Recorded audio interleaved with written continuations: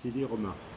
En 50 avant Jésus-Christ, comme ils avaient l'habitude de faire depuis déjà pas mal de temps, dès qu'ils s'installaient quelque part assez longtemps, ils cherchaient à construire deux choses.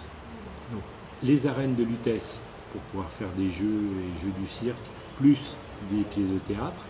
Et juste à côté des arènes de Lutèce, ils ont construit les thermes de Cluny. Seulement les thermes de Cluny, comme tous les thermes, ne peuvent fonctionner que s'il y a une alimentation en eau de source. Donc la Seine n'était pas loin, mais elle était 15 mètres plus bas. Comme les pompes et les tuyaux à l'époque, c'était pas le rêve, ils ont été cherchés sur le plateau de Rungis, c'était là où il y avait les premières sources, qui étaient faciles à capter, et ils ont fait le premier aqueduc.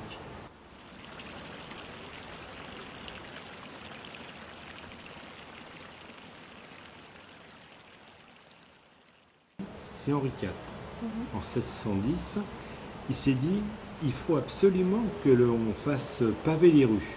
Donc il a fait paver les rues en double pente, comme on a les rues piétonnes à l'heure actuelle, avec un caniveau au milieu, et pas un égout, c'était juste un caniveau.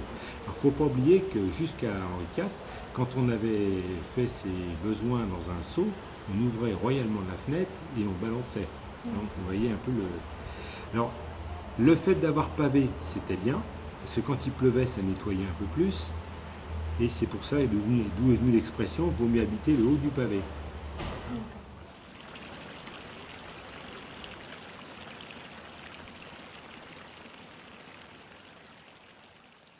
C'est un monsieur qui s'appelle Jean Lintaer, qui en 1608 a installé une pompe. Et cette pompe, elle était à côté du Pont Neuf. Et elle s'est appelée la Samaritaine.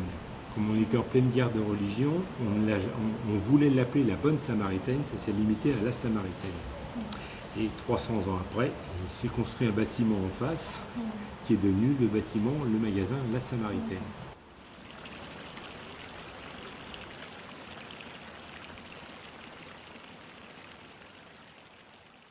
L'eau, elle a commencé à arriver dans les maisons qu'en 1850.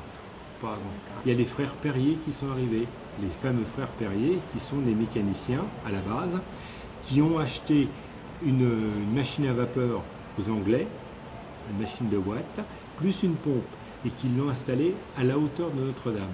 Donc c'est la première pompe qui a été installée pour pomper l'eau, pareil, l'eau de la Seine, et pouvoir l'amener au plus proche des gens pour éviter que les gens payent un porteur d'eau.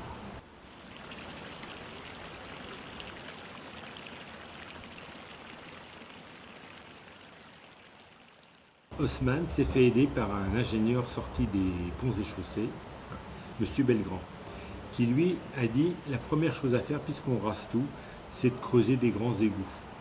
Et une fois qu'on aura fait les égouts, on remblaye, on fait les rues, et une fois qu'on aura fait les rues, on construira. Donc ça s'est fait dans ce sens-là.